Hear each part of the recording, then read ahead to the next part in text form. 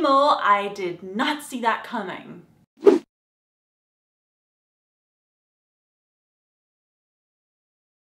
Hi everyone, I'm Sandrine and welcome to a new review for Falling Skies. This episode was called The Pickett Line and we found out who the mole is.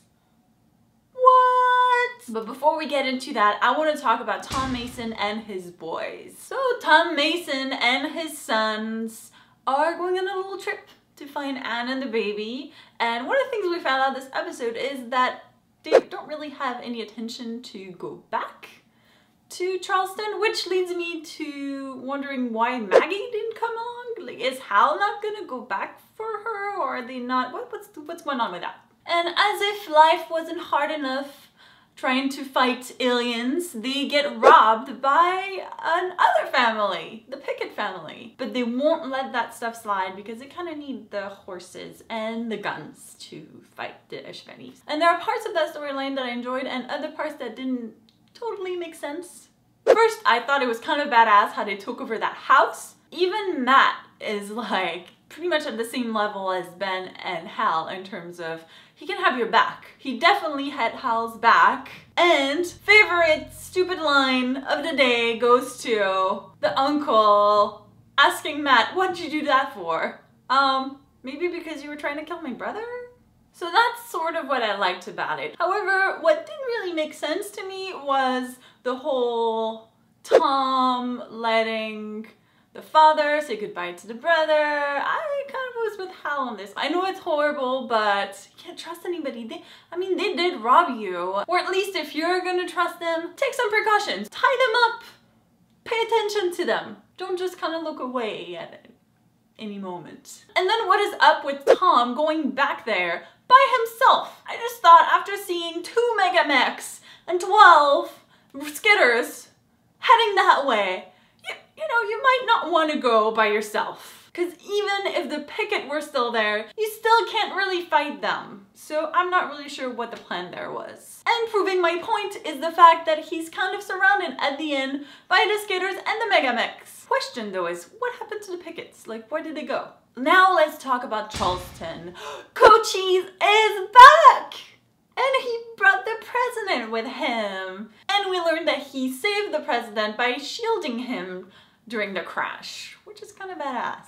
Cochise, yay! It's also time to deploy the Volm plan, which involves that huge weapon they've been building. And we find out what the whole thing with the too much power is that Kadar was worried about. And as I suspected, there is a reason for all that extra power and they need to bring that whole Ishvani grid down, otherwise we're all dead. So let's hope that works. I have to say, I'm really looking forward to activating that weapon and seeing what kind of damage that it can do. I want to see the Volm in action. And now, the moment we've all been waiting for, the mole has been revealed, and what the heck? It was Lourdes this whole time. And she has like tons of little bugs in her head. No wonder she can't control any of what's happening to her. I mean, Hal only had one and he was like pretty far gone. So she has at least like 5 or 10. I don't know, I couldn't count. And that's only the ones that we could see. So that scene when she goes down and shoots the president was pretty crazy. Good job, Falling Skies. Did not see that one coming. And interestingly enough, a lot of you thought that Marina was gonna be the mole. I mean, at some point I pretty much suspected everybody. I mean, of course, Pope was at the top of my list because I thought it was so unlikely that I'm like, it could totally be him because it's so unlikely, but it wasn't. Of course it wasn't. Now that we, the audience, know, I guess the question is how long is it gonna take for them to figure out who the mole is?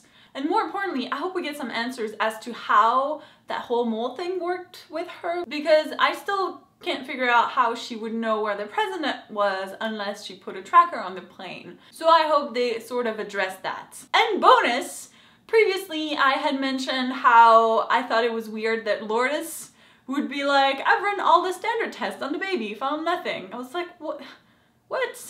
But now it makes total sense, because of course she wouldn't find anything, even if she did do all the good tests that would tell you anything about that baby. She would still have said he's fine.